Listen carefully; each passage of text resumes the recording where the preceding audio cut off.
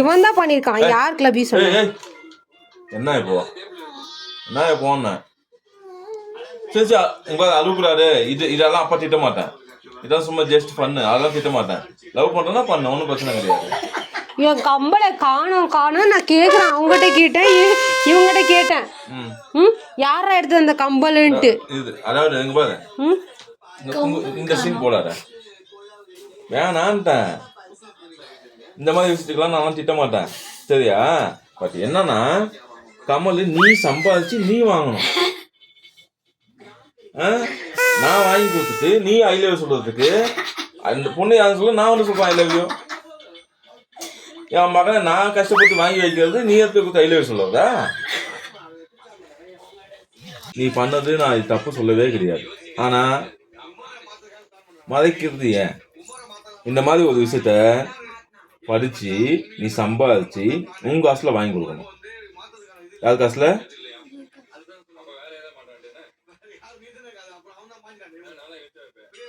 பொய் சொல்லாத.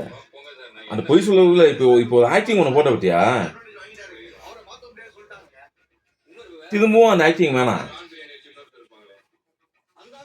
ஆமா நான் தான் என் ஃப்ரெண்டு கொடுக்கறதுக்கு என் ஃப்ரெண்டுக்கு ஐ லவ் யூ சொல்லக்கூடாதா? எத்தனை வாரம் நான் உங்களுக்கு ஐ லவ் யூ சொல்லியிருக்கேன். அப்ப உங்களுக்கு நான் ஐ லவ் யூ சொல்லியிருக்கேன். தப்பாரு தப்பா? லவ்ங்கிறது அன்பு பாசம் காதலும் லவ் தான். பட் ஆனால் தப்பு கிடையாது. இந்த இங்கிலீஷ்ல இந்த ஐ லவ் யூ பத்தியா? இந்த ஐ லவ் யூ எழுதுறதுக்கு தமிழ்ல அழகா உனக்கு என்ன பிடிச்சது அதெல்லாம் இல்லை. ஏன்னா தமிழ் வரல.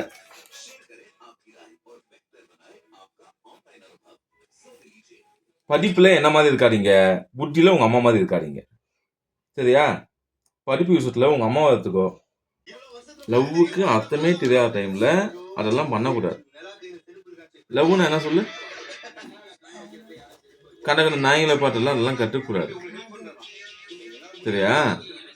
இப்போ நீ கொடுக்குறீங்களோ உங்க ஃப்ரெண்டு கொடுக்குறாங்களோ யாராவது எடுத்து கொடுக்குறீங்க. அந்த பொண்ணு போய் அவங்க அப்பா கிட்டே அவங்க அம்மா கிட்டே சொன்னா யாரும் வந்து நிற்கணும்?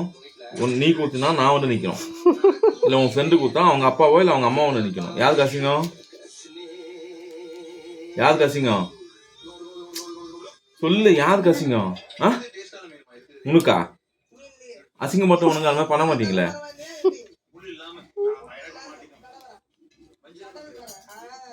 பண்ணு தப்பு கிடையாது.